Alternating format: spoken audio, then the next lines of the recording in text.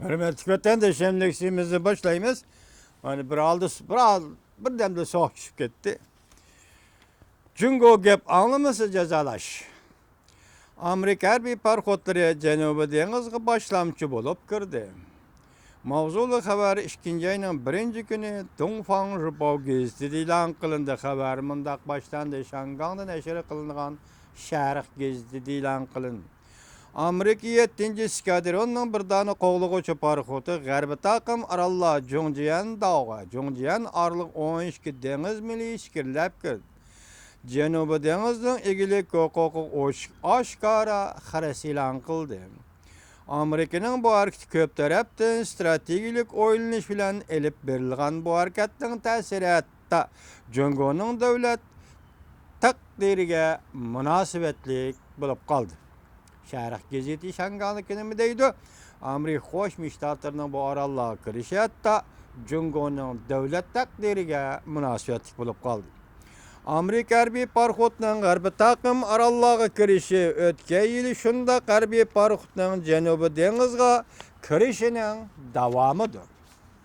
Bundan burun Amerika Dengiz Armiyasi urush qilish bo'limining ministri Jongoning Dengiz Armiya qo'mondoni bilan telefon orqali suhbatlashib, Amerika Jongoning Janubiy dengizda harbiy ishlar o'rinlashtirishi bilan shug'ullanmasligini talab qilganda, Jongo taraf egilik huquqni qo'g'daydiganligini bildirib, Janubiy dengizga harbiy o'rinlashtirish duch kelgan harbiy tahdid bilan to'g'ri tanasib qilishga o'rin İki taraf birlik kelolmay o'rnidan turib ketdi. Demak, Jongoning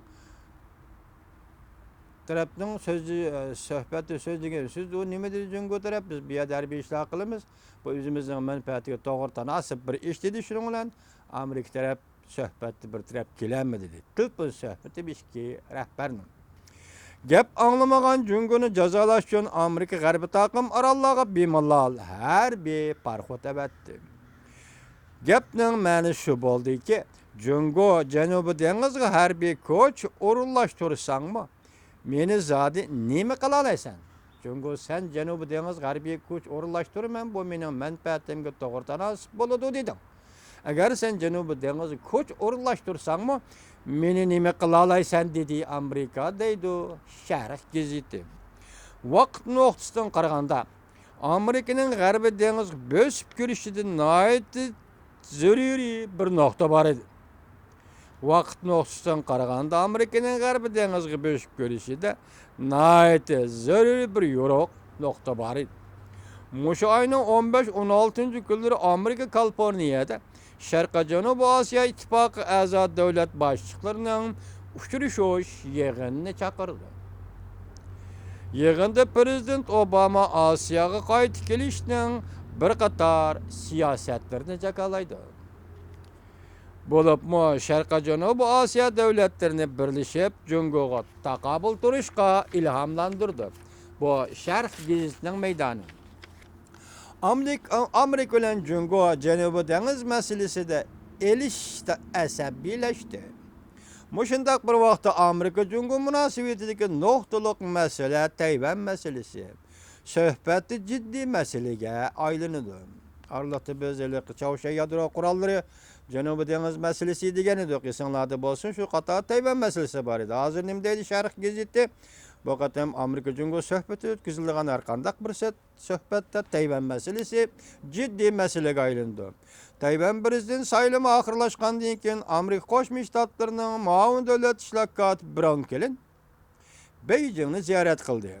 Tayvan komitetining mudiri Zhang Jijun bilan uchrashdi.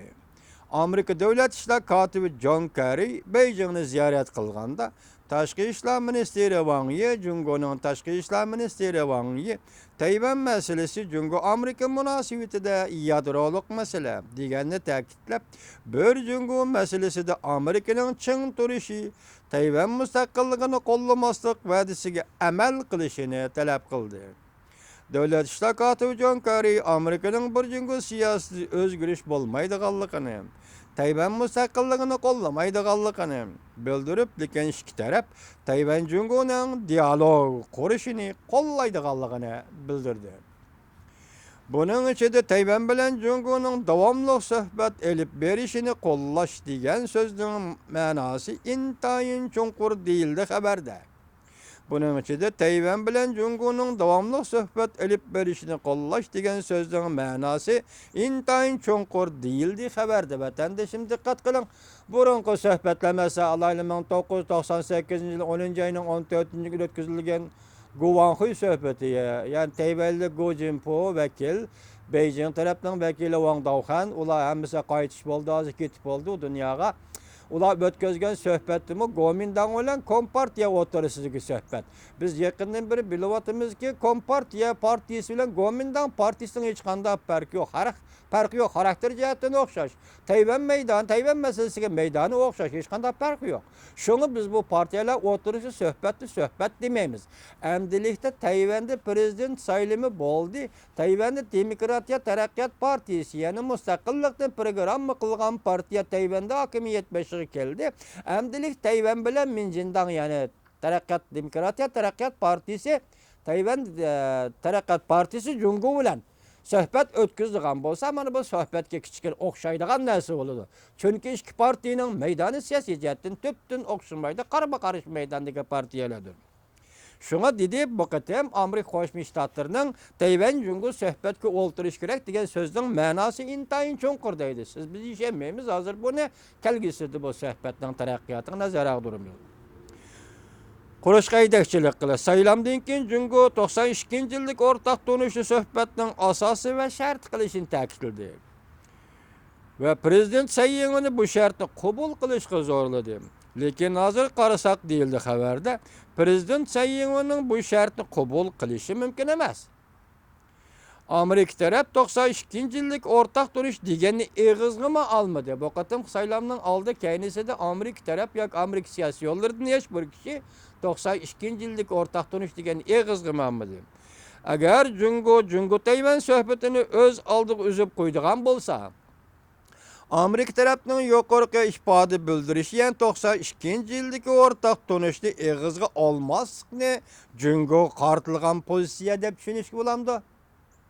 Mesela Amerika Qo'shma Shtatlarının mush saylamdan oldi keyin 92-yildagi o'xshash o'rtaq qarash degan so'zni eg'izga olmaganligini Jungo qartilgan Amerikaning pozitsiyasi deyishga bo'lamdi. Deydi xabarda.